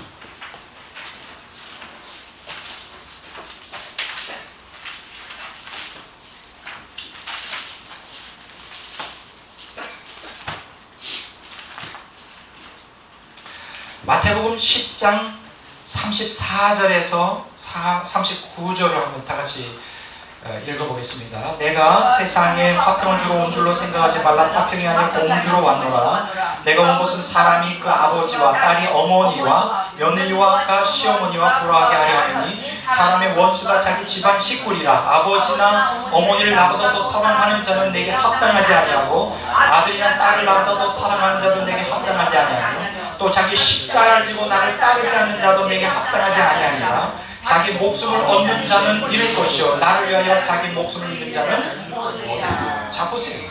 아까 마가복음 8장 31절에 38절의 말씀하고 같이 맞물리죠. 그렇죠? 38절 39절에 마가복음 8장 31절 38절 나오잖아요. 그렇죠? 자기 십자가를 지고 나를 따르라. 그리고 자기 목숨을 구하는 자는 잃을 것이요 잃는 자는 얻으리라. 그러면 여기서 십자가를 지고 나를 따른다. 예수님을 십자가를 지고 예수님의 본을 통하여 고난의 삶을 산다는 게 뭘까요? 영적 투쟁이에요. 그게 보세요. 34절부터 36절에 보면, 37절에 보면 아버지와 사람이 그 아버지와 딸이 어머니와 며느리와 시어머니와 불화하고 원수가 된다. 영적 투쟁. 그러면서 여기서 중요한 한 얘기 있죠. 37절에 아버지나 어머니를 나보다 더 사랑하는 자는 내게 합당하지 않다. 무서운 얘기 아닙니까? 아들이나 딸을 나보다 더 사랑하는 자도 내게 합당하지 않다. 이게 무슨 얘기예요? 아버지나 어머니를 자녀가 사랑하는 건 본능 아니에요. 당연한 거죠. 그건 나쁜 거 아니죠. 그러나 아들이나 딸을 부모가 사랑하는 건 나쁘지 않아요. 근데 중요한 것은 그 육적인 차원에서의 본능에서의 사랑에 머물러 있으면 결국 뭘 얻을 수 없어요? 하나님의 생명을 얻는 게 얻을 수가 없어요. 부모가 자식을 사랑하지 말라는 거 아니에요. 우선권을 어디다 둬야 되냐? 하나님의 사랑 안에서 사랑해야 돼요. 하나님의 사랑 안에서. 그런데 문제가 되는 게 뭐냐? 예수를 믿어서 그냥 육적인 행복, 자녀가 잘 되고 뭐 부모 자식 간에 막 형통하고 자녀들이 직장도 좋은 데 갔고 뭐 이런데 우리의 그 기독교 신앙의 목표를 두면 이건 너무나 기독교 신앙은 저급한 거예요. 다른 거 타종교고 다른 게 하나도 없어요. 이건 굉장히 심각한 것입니다. 영적 투쟁에 대하여 예수님의 복음, 아까 제가 창세기 3장 15절의 복음, 원시 복음이 영적 투쟁적 신앙을 촉발한다고 했죠. 마태복음 10장 34절 39절에서 예수님이 하신 이 가족 가운데 이 불화가 생기고 원수가 된다. 그건 영적 투쟁이에요. 복음이 임할 때 하나님의 생명을 추구하는 사람과 육적인 행복을 추구하는 사람 사이에 쫙 갈라지는 역사가 있는 거예요. 영적 투쟁. 그리고 이 영적 투쟁이 절정을 이루는 게 어디죠? 그게 요한계시록 12장입니다. 한번 잠깐 보겠습니다. 신구약 성경 전체 구속사가 전부가 영적 투쟁을 통하여 진행된다는 것을 적나라하게 드러내는 아주 결정적인 곳이 어디냐? 요한계시록 12장. 다 읽지는 않습니다. 요한계시록 12장에는 크게 두 가지로 나눠요. 하나는 영계가 여기 보이죠. 영계. 자, 영계가 4절부터 12장 4절부터 4절에 나오죠. 그 다음에 7절부터 9절까지가 영계에 대한 얘기입니다. 이게 천사가 루시퍼가 사단이 어떻게 타락하고 그를 추종하는 천사들과 어떻게 하나님을 반역해 하늘에 전쟁이 있었는가. 여러분, 영적 투쟁적 신앙의 긴간이 되는 구속사가 이 악과 고통 속에서 이 투쟁해야 된다. 하나님 말씀에 순종하게 투쟁해야 된다는 가장 중요한 내용이 요한계시록 12장인데 그 투쟁은 어디서 시작됐을까? 영적 전쟁은 하늘나라에서 시작돼요. 그리고 그것이 계속 진행돼요. 언제까지? 예수님이 재림하고 천유하고 끝날 때까지 영적 투쟁은 계속 진행돼요.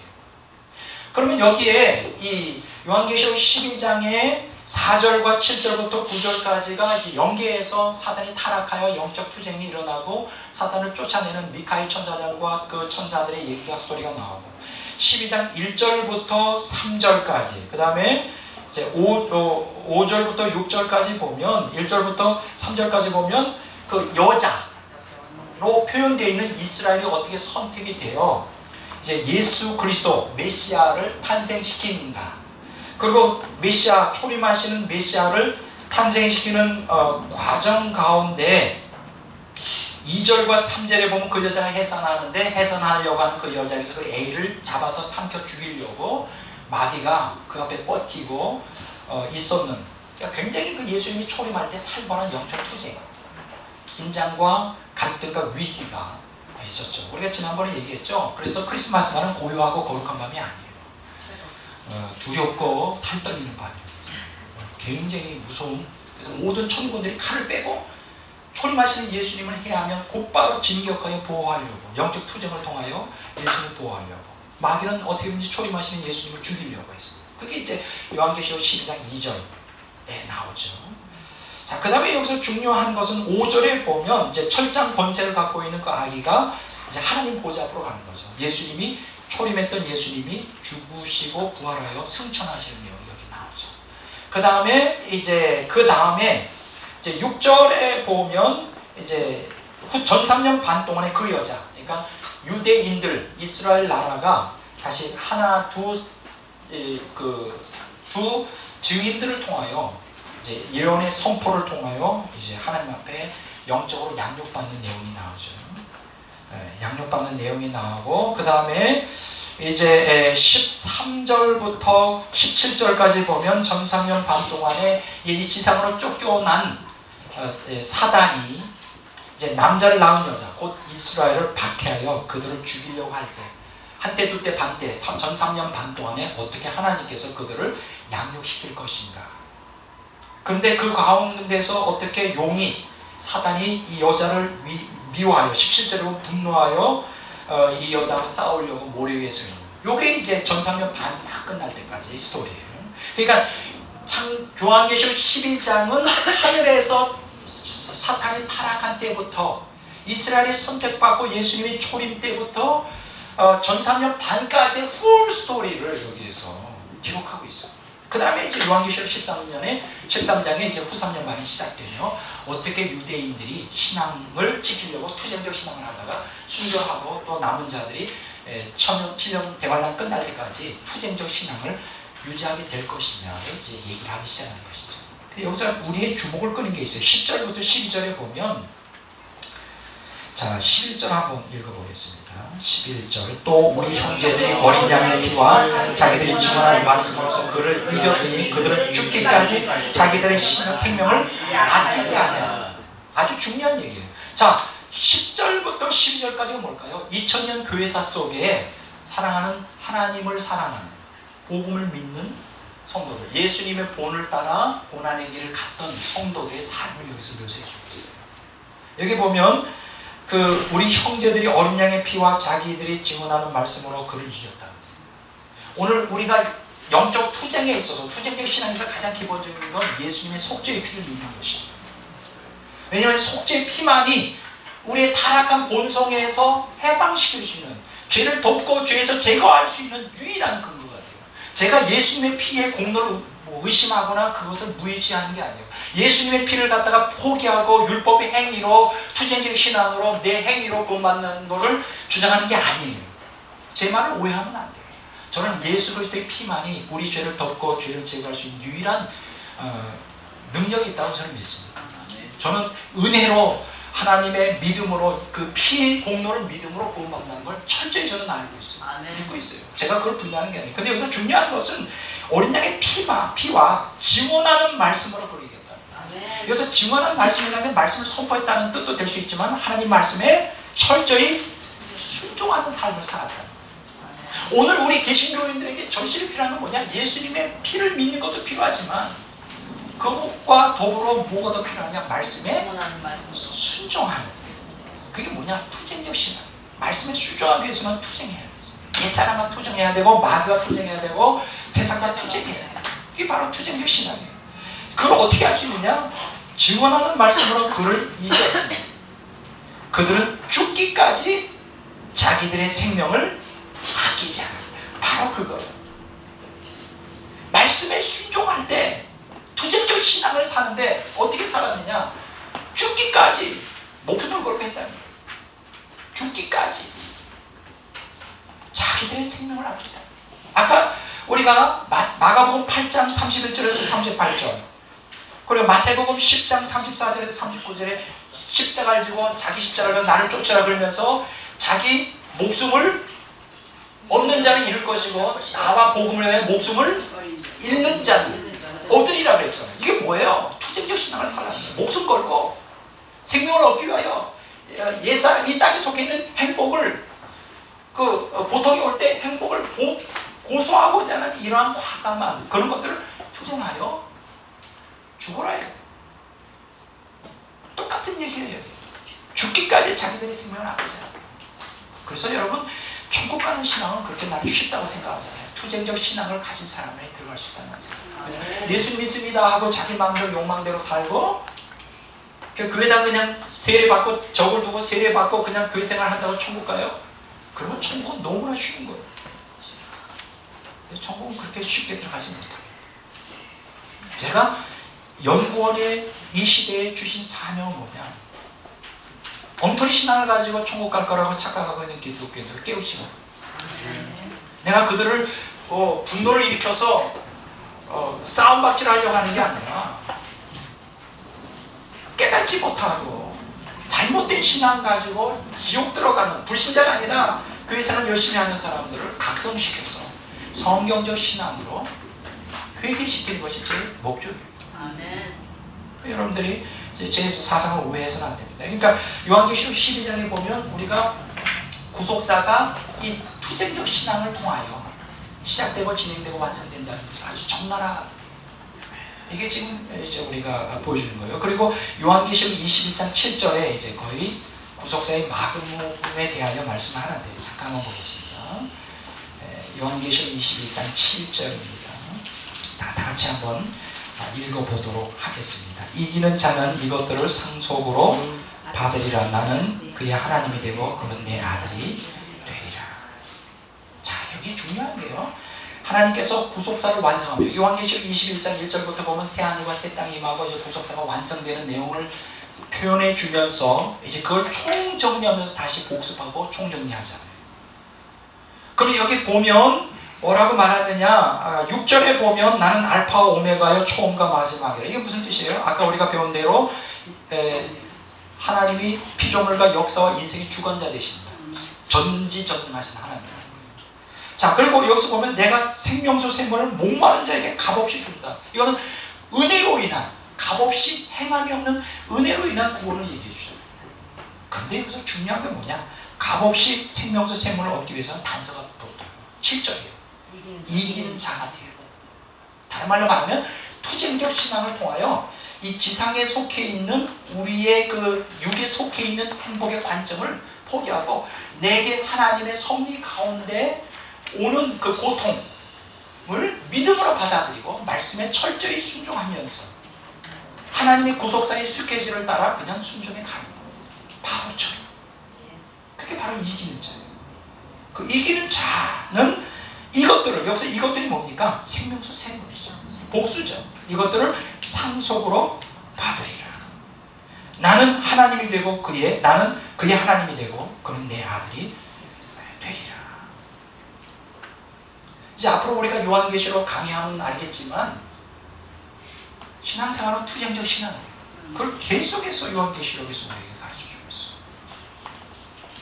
오늘 제가 첫 시간 강의에 제가 아주 중요한 얘기들 계속하고 있고 앞으로도 두 번째 시간에도 계속 중요한 얘기들을 하게 될 것입니다. 그러면 투쟁적 이제 오늘 제 시간이 다 거의 마무리가 돼요. 자, 투쟁적 신앙을 통하여 생명이 없는. 그래서 세 가지를 제가 지난주에 말씀드렸죠. 진주족의 얘기, 황제 나방 얘기, 세균과 면역력 얘기.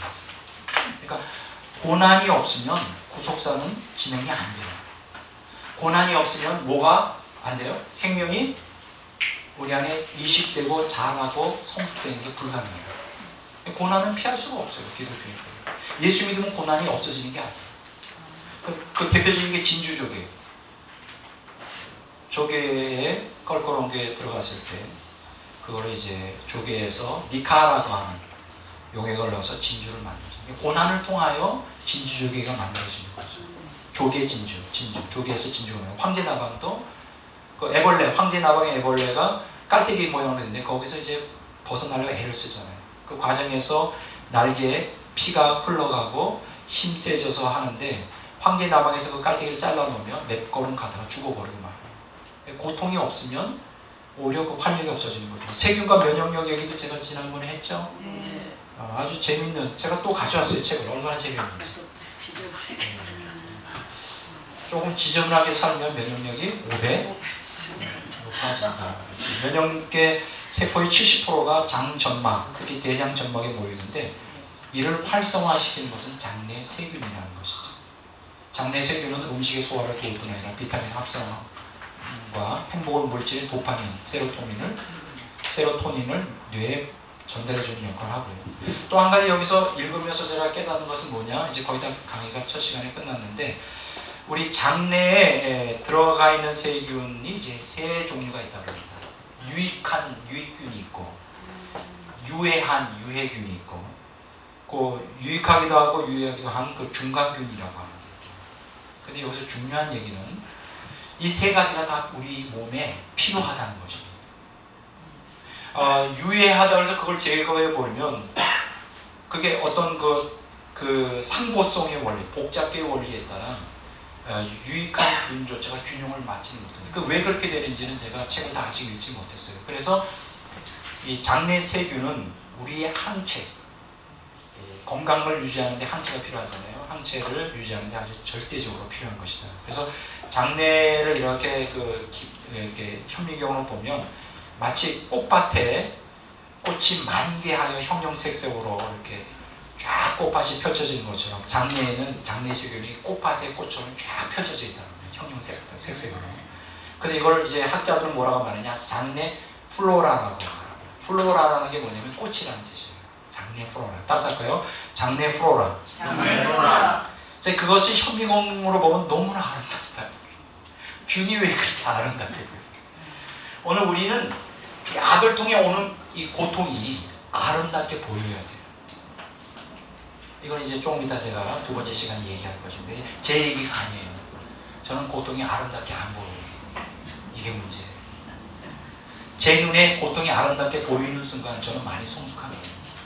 근데 로렌스 형제, 존 류 형 눈에는 고통이 아름답게 보여요. 그 얘기는 제가 두 번째 시간에 하겠습니다. 그래서 장내 플로라 재밌잖아요. 우리 장내는 그 세균들이 득실거리는데 꽃밭에 꽃처럼 아름답게, 그것이 우리 건강을 유지해 줍니다. 그래서 우리의 이성으로는 이해할 수 없는 많은 일들이 있다 할지라도 구속사를 진행하고 온 사람들의 악을 통한 고통을 허락하시고 그 가운데서 우리가 투쟁적 신앙을 갖기를 원합니다. 우리 잠깐 기도하겠습니다. 하나님 아버지,